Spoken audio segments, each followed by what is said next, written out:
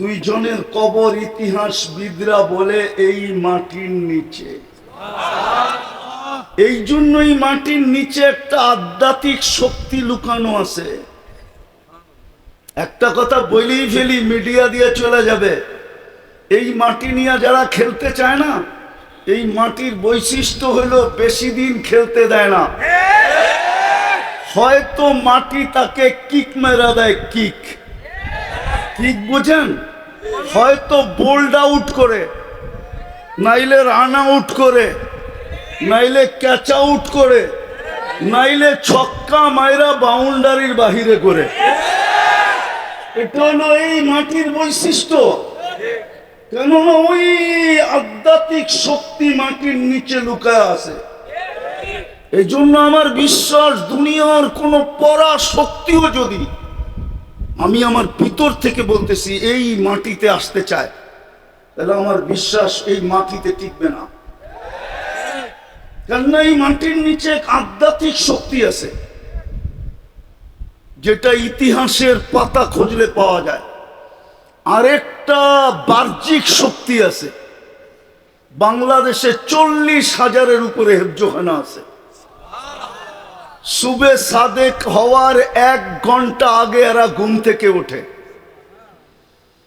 বাংলাদেশের এই লাল সবুজের পরিধিটাকে এরা তাকে সাড়া দিয়া নিজেকে ডানার নিচে সুরক্ষিত করতে দেরি করে না। মানুষের বাচ্চা তো বিলকুল অজ্ঞ আসে। আল্লাহই তো বলে কুনতা জাহিলা ফাআল্লামতুক, তুই মার পেটের থেকে অজ্ঞ আসছিলি, তোকে আমি শিক্ষা দিছি। কুনতা যায়ীফা ফাকাওয়াইতুক, মার পেটের থেকে বিলকুল দুর্বল আসছিলে, আমি তোমাকে সুঠামত্ব দিছি। কুনতা সগীরা ফাকাব্বারতুক, মার পেটের থেকে তুমি বিলকুল ছোট আসছো, তোমাকে আমি বড় করছি। আমি কুনতা মিসকিনা, মার পেটের থেকে তুমি নিশ্চয় আসছিলে। ফালা লাকা সিন্নুন তাক্তা, দাঁত ছিলই না, কোত্থেকে কাটবে। ওয়ালা লাকা লিসানুন তানতিক, জিহ্বা ছিল কিন্তু বাকশক্তি ছিল না, কোত্থেকে বলবে। ওয়ালা লাকা উযুনুন তাসমা, কান ছিল, শ্রবণ শক্তির কার্যকারিতা ছিল না, কোত্থেকে শুনবে। ওয়ালা লাকা আইনুন তানদুর, চক্ষু ছিল কিন্তু দৃষ্টিশক্তির কার্যকারিতা ছিল না, কোত্থেকে দেখবে। ওয়ালা লাকা আকলুন তুমাইয়িজ, মগজ তো ছিল কিন্তু ভালো মন্দ বুঝার ক্ষমতা তো ছিল না, কোত্থেকে তুমি ভালো মন্দ বুঝবে। ওয়ালা লাকা কলবুন তাতাফাক্কার, দিল তো একটা ছোট ছিল, চিন্তা কি জিনিস তো তুমি জানতে না। ওয়ালা লাকা ইয়াদুন তাফতিশ, হাত তো ছিল, ধরার ক্ষমতা তো ছিল না। ওয়ালা লাকা রিজলুন তামশি, পাও তো ছিল, চলার ক্ষমতা তো ছিল না। আলাইসা কাযালিক, আল্লাহ বলে এরকম কি ছিল না?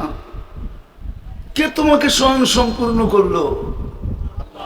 যুবক, তোমাকে যৌবন দিয়া কে ফুটাইলো? আজকে অনেকে দেখা তোমাকে মুস্কি মুস্কি হাসে, অনেকে চোখ টিপি দেয়, অনেকে মেসেজে লেখে আই ডট ডট ইউ। তুমিও কাউকে ফুলের 14 তারিখে ফুল দাও, হোটেলে নিয়ে খাওয়াও, পার্সেলও দিয়া দাও, আবার লেখো জীবনে একবার হলো আমার একটু লেখা পাঠাও আই ডট ডট ইউ। কে তোমাকে ফুটাইলো? 24 ঘন্টা কাটটা বক করো, নাই তো পানির বোতল এইখানে, নাইলে তো দেখাইতাম তোমাকে। এই যে পানির বোতল, যদি অক্সিজেন কিনতে হইতো পানির দামে 30 টাকা লিটার, তাইলে ডেলি 16,500 টাকা বিল দিতে হইতো। মাসে 4,95,000 টাকা বিল আসতো। যদি বাংলাদেশ সরকার বিদ্যুতে ফ্রি পেড লাগাইতে পারে, কার্ড সিস্টেম করতে পারে, যতক্ষণ কার্ড আছে, টাকা আছে কার্ডে, ততক্ষণ বিদ্যুৎ চলমান, টাকা শেষ বিদ্যুৎ অফ। আল্লাহ তো করতে পারতেন যে যতক্ষণ টাকা ভরা থাকবে অক্সিজেন চলবে, নাইলে অফ। তাইলে তো এই রোডেই ডেলি হাজার হাজার শ্রমিক পাওয়া যেত, পোড়া আছে রাস্তার ভিতরে। কেউ যদি জিজ্ঞাসা করতো এত মানুষ রাস্তায় পোড়া আছে কেন, বলে অক্সিজেনের বিল দিতে পারে না, এই জন্য পোড়া আছে, অক্সিজেন বন্ধ। সারাদিন কাঠটা বুক করি, কথা লম্বা হবে না, অল্প কথায় বুঝলেই জীবন চেঞ্জ হয়ে যাবে, নইলে কালকে কিন্তু প্রশ্ন উত্তর সম্মুখীন হইতে হবে। লাতুসআলুন্না আনিন নাঈম। আল্লাহ বলে একটা নেয়ামতের হিসাব দেওয়ার ক্ষমতা তোর নাই, একটা নেয়ামতের। আমি দেখাইতেছি দৃষ্টি শক্তি একটা নেয়ামত। কয়টা? ঠিক না? এই যুবক বলুক এই পর্যন্ত কতবার দেখছে? কতবার? হ্যাঁ, মিলাইয়া দিতে পারবা? হ্যাঁ, কতবার দেখছি, কত জিনিস দেখছি। ও যুবক, তুমি দেখলেই তো 26 কোটি ক্যামেরা ব্যবহার হয়, 2 চোখে 26 কোটি ক্যামেরা, 13 যখন যুবকরা দেখে তো 26 কোটি ক্যামেরা ফিট করে দেখে। ফিট করতে দেরি, ডানা ঝরা যাইতে দেরি হয় না। এই জন্য তো কয় যুবকরা ডানা কাটা। ওর ডানা থাকবো কোত্থেকা? তুই 26 কোটি ক্যামেরা লাগায় দেখস, তোর ডানা থাকে কোত্থেকা? ফ্রিকোয়েন্সি আছে না? বলো কতবার দেখছো এই পর্যন্ত? বলো কেউ আমাকে। কিন্তু আল্লাহর কাছে হিসাব আছে তুমি কতবার দেখছো। কিরামান কাতিবিন ইয়ালামুনা মা তাফআলুন, ভিডিও করা আছে কতবার দেখছো। কত জিনিস দেখছি, একটা নেয়ামতেরই তো হিসাব দিতে পারবো না। আমি তো চক্ষু দেখাইলাম, এরম যদি কান দেখাই, এরম যদি বাকশক্তি দেখাই, এরম যদি ব্রেন দেখাই, ভাবলাম এই পানি এই দিন পর্যন্ত কত ফোঁটা খাইছো বলো, কত লিটার গোসলে ব্যবহার করছো বলো। পানিও তো একটা নেয়ামত। বিদায় আমার কথা শুরু। আমরা যাত্রা চলমান, যে কোনো মুহূর্তে পরিসমাপ্তি করতে পারে। আজকে সূর্য এই কোনাবাড়িতে বলতে বলতে ডুবছে, লান আউদ ফি হায়াতিকা আবাদা। হতে পারে কাল সকালে কেউ তোমরা আমাকে উঠতে দেখবে না। এরকম জায়গা দুনিয়াতে শত আছে, এক রাত্রে মাটির সাথে মিশা গেছে। গত ডিসেম্বরের আগের ডিসেম্বরে তুর্কিতে এক রাত্রে 1.5 লক্ষ লোক মারা গেছে 7.8 ভূমিকম্প দ্বারা।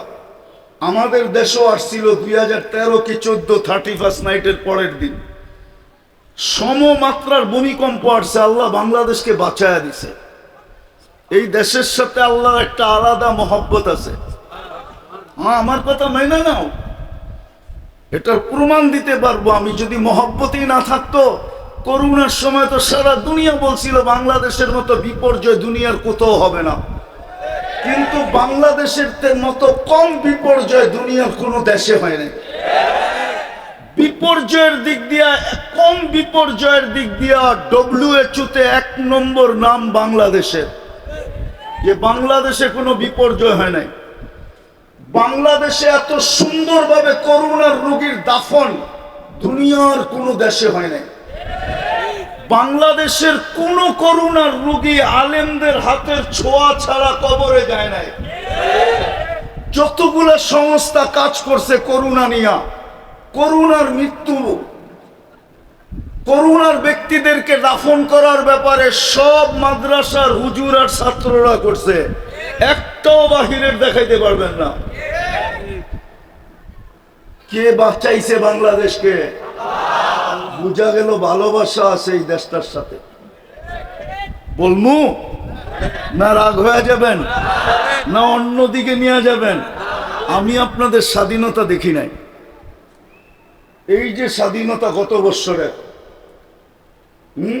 আগস্টের, কেন ওই দিন আমি দেশে ছিলাম না।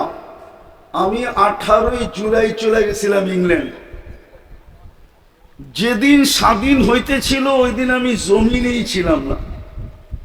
4 তারিখে রাত্রে আমি কানাডা যেতেছিলাম। আমি ছিলাম আকাশে 39,000 ফিট উপরে, জমিনের থেকে নাইমা শুনছি স্বাধীন হয়ে গেছে। কিন্তু পরে যা শুনতেছিলাম, আমি বিলকুল দেশে আসছি সেপ্টেম্বরের 23 তারিখে। মধ্যখানে একদিনের জন্য আসছিলাম, আবার চলে গেছি কোরিয়া। ঢাকা নামছি, একদিন ছিলাম, পরের দিন ফ্লাইট কোরিয়া ছিল আমার। কিন্তু বাইরের থেকে শুনতেছিলাম, সবাই ভাবতে ছিল যে না জানি দেশটা মাটির সাথে মিশা না যায়। 16 বছরের একটা মায়া আছে না? না নাই? নাই না, গৃহযুদ্ধ লেগে যায়। বাহিরের থেকে শুনতেছিলাম, আপনারা শুনতেছিলেন কিনা জানি না। আমি কানাডার থেকে আবার ইংল্যান্ড আসছি, ইংল্যান্ড থেকে আমি মিশর আসছি, মিশর থেকে সৌদি আরব আসছি, বাংলাদেশে আবার কোরিয়া গেছি। সব জায়গায় এক আলোচনা শুনতেছিলাম, দেশটা মাটির সাথে মিশা যায় কিনা। কিন্তু আমার বিশ্বাস ছিল কিচ্ছু হবে না। এই দেশটার সাথে আল্লাহর একটা ভালোবাসা আছে, এটারও একটা কারণ আছে, বলমু? ইসলামের সর্বপ্রথম কোরবানি এই মাটির নিচে লুকানো আছে। আল্লাহর রাসূল হিজরত করেন নাই, তখন বাংলাদেশে 4 সাহাবী চলে আসছিলেন। বাঙালিরা সাহাবীদের চেহারা দেখা মুসলমান হয়েছে। বাংলাদেশের ইসলামের বয়স আর মদিনার ইসলামের বয়স কাছাকাছি, সমসাময়িক বললেও ভুল হবে না। 4 সাহাবী চলে আসছে, আবু ওয়াক্কাস, ওহাব ইবনে মালিক, কাসেম ইবনে হুযাইফা, উরওয়া ইবনে সাসা। এইখান থেকে 2 জন চীনে গেছেন। আবু ওয়াক্কাস রাদিয়াল্লাহু তাআলা আনহুর কবর চীনে, ওহাব ইবনে মালিক রাদিয়াল্লাহু তাআলা আনহুর কবর মঙ্গোলিয়ার বর্ডারে। কিন্তু 2 জনের কবর ইতিহাসবিদরা বলে এই মাটির নিচে। এই জন্যই মাটির নিচে একটা আধ্যাত্মিক শক্তি লুকানো আছে। একটা কথা বলেই ফেলি, মিডিয়া দিয়ে চলে যাবে। এই মাটি নিয়ে যারা খেলতে চায় না, এই মাটির বৈশিষ্ট্য হলো বেশি দিন খেলতে দেয় না। হয়তো মাটি তাকে কিক মেরা দেয়, কিক বুঝেন? হয়তো বোল্ড আউট করে, নাইলে রান আউট করে, নাইলে ক্যাচ আউট করে, নাইলে ছক্কা মাইরা বাউন্ডারির বাহিরে করে। এটা হলো এই মাটির বৈশিষ্ট্য। কেননা ওই আধ্যাত্মিক শক্তি মাটির নিচে লুকায় আছে। এই জন্য আমার বিশ্বাস, দুনিয়ার কোন পরা শক্তিও যদি আমি আমার ভিতর থেকে বলতেছি এই মাটিতে আসতে চায়, তাহলে আমার বিশ্বাস এই মাটিতে টিকবে না।